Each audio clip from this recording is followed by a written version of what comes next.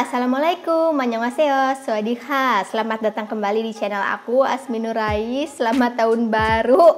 Selamat datang di video pertamaku di tahun 2022. Setelah sekian lama aku nggak bikin video, mohon maaf banget. Mungkin di sini masih ada temen yang nontonin video di channel ini. Maaf karena aku nggak sekonsisten kreator-kreator yang lain, karena ya ini bukan pekerjaan utamaku sih ya. Ini cuman kayak nge-YouTube tuh cuman hobi aku aja, karena aku seneng nyanyi-nyanyi dan cover lagu gitu.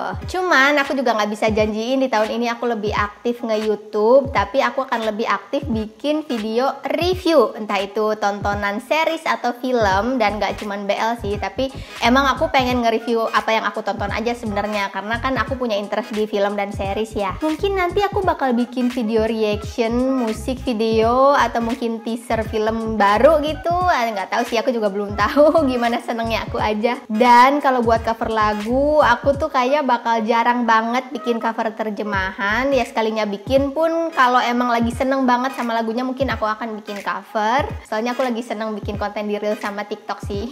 Mampir dong. Oke, sesuai judulnya Ulasmi, kali ini aku bakal ngulas sebuah series yang sempat booming tahun lalu atau 2 tahun lalu ya, aku juga lupa.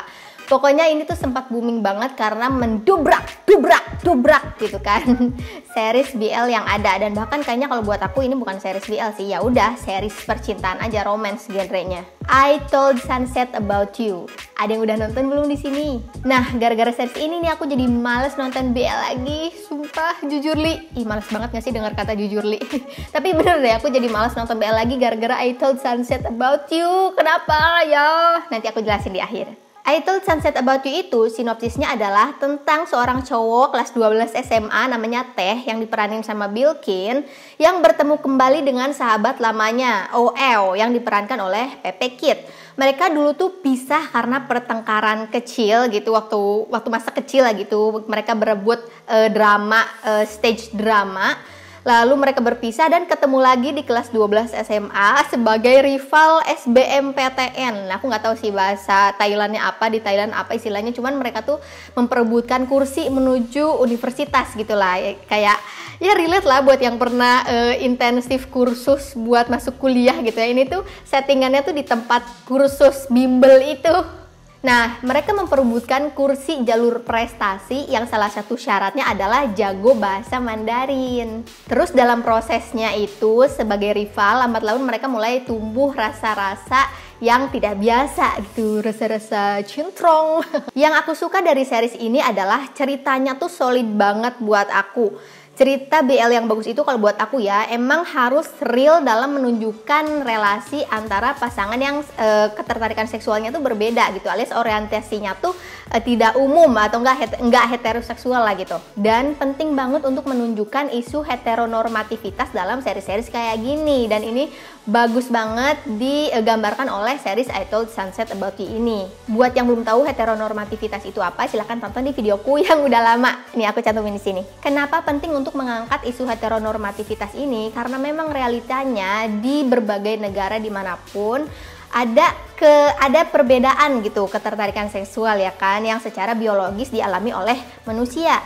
Dan orang yang berbeda dari hetero itu biasanya dianggap sebagai tidak normal, dan itu diperlihatkan oleh karakter Teh gimana dia kesulitan menerima dirinya sendiri gitu. Si karakter ini tuh karakter yang baru pertama kali mengalami ketertarikan seksual yang berbeda. Dari mulai kebingungannya, dari mulai kebenciannya kepada diri sendiri, dan itu emang umum dialami oleh karakter-karakter seperti ini di dunia nyata gitu. Jadi mereka kayak homofobik tapi ke dirinya sendiri. Itu tuh menurut aku isu yang penting untuk diangkat, supaya yang nonton tuh ngerti, oh ada kebingungan loh yang mereka alami. Mereka tuh nggak sekedar lifestyle kayak happy-happy, enggak, tapi ada kebingungan, ada kesulitan, ada kebencian terhadap diri sendiri, ada kebencian terhadap apa yang dia rasakan gitu, kayak merasa ada yang salah dengan dirinya, kayak gitu-gitulah.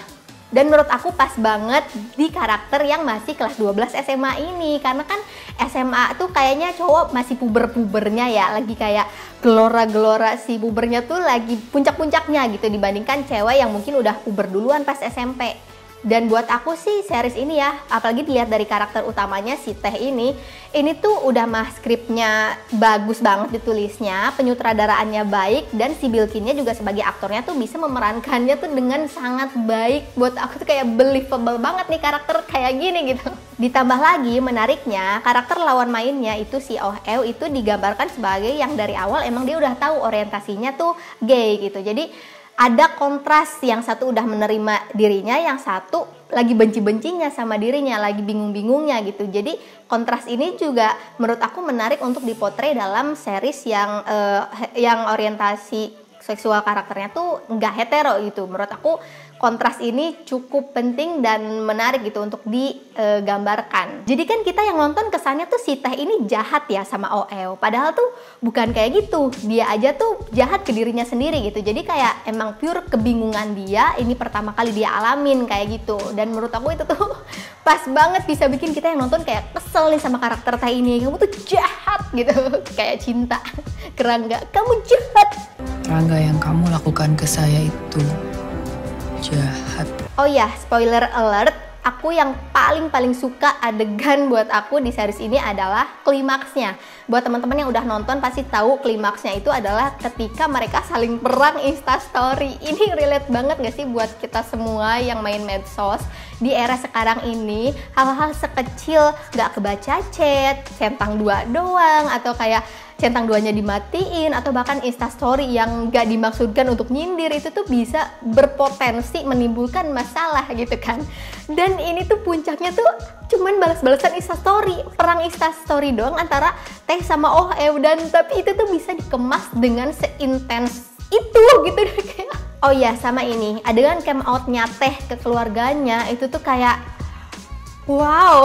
Menurut aku karakter ibunya si Teh sama kakaknya Teh ini adalah tipikal karakter orang-orang Thailand yang sebenarnya sudah terbiasa dengan isu-isu seperti ini di Thailand, tapi mereka tuh kayak tetap harus menerima kalau itu terjadi pada keluarganya sendiri. Dan yang menarik dari keluarga Teh ini adalah kayaknya ini tuh relate sama keluarga manapun yang salah satu anggotanya punya perbedaan orientasi seksual gitu. Keluarga itu mau anggotanya tertutup apapun, jauh di lubuk hati, apalagi ibu ya, itu tuh tahu kalau anaknya tuh berbeda gitu. Iya nggak sih?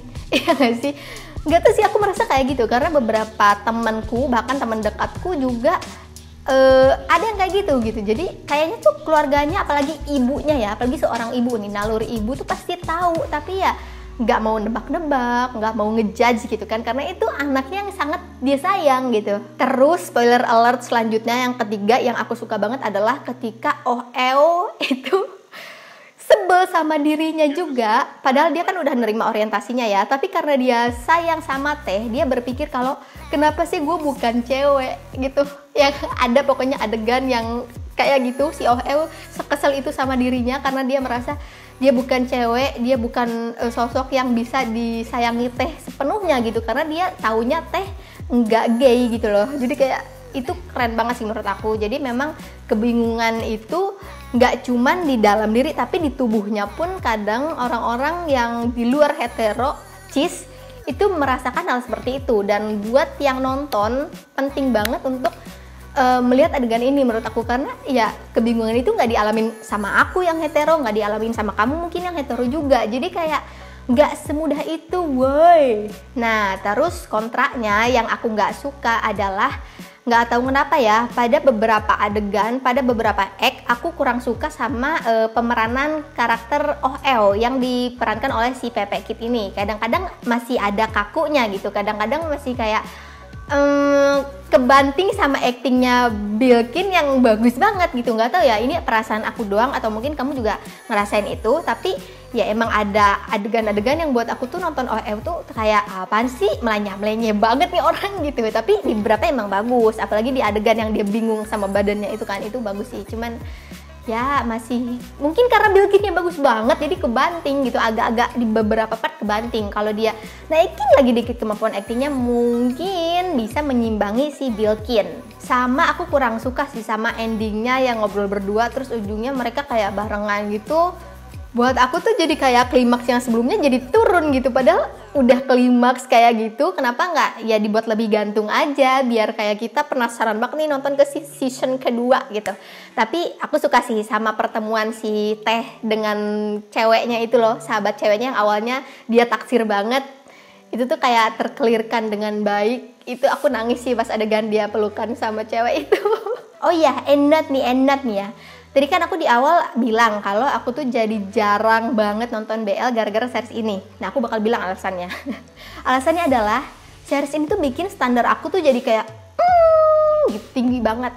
Ditambah lagi series-series Korea yang keluar sekarang dan series-series Thailand yang di OTT berbayar keluar tuh lagi bagus banget gitu, dan itu bukan BL. Jadi kadang aku nonton BL yang gratisan itu kan genrenya masih romcom, terus kayak masih sangat fan service ya.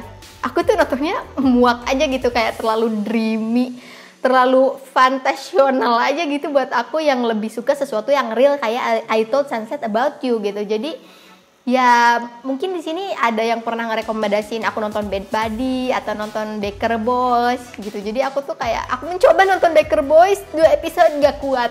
Meskipun itu padahal Shinto yang aku cintai banget.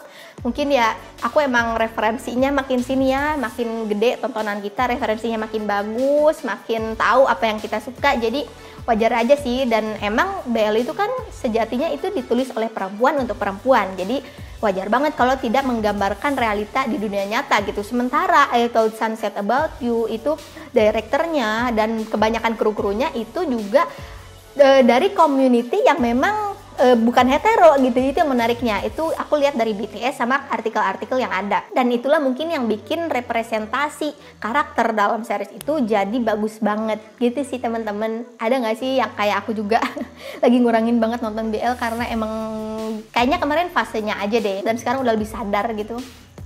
Who knows? Oke deh, segitu aja ulasmi kali ini. Sampai jumpa di ulasmi berikutnya yang tentu aja aku bakal bahas season keduanya, I Promise You the Moon. Sampai jumpa. Annyeong.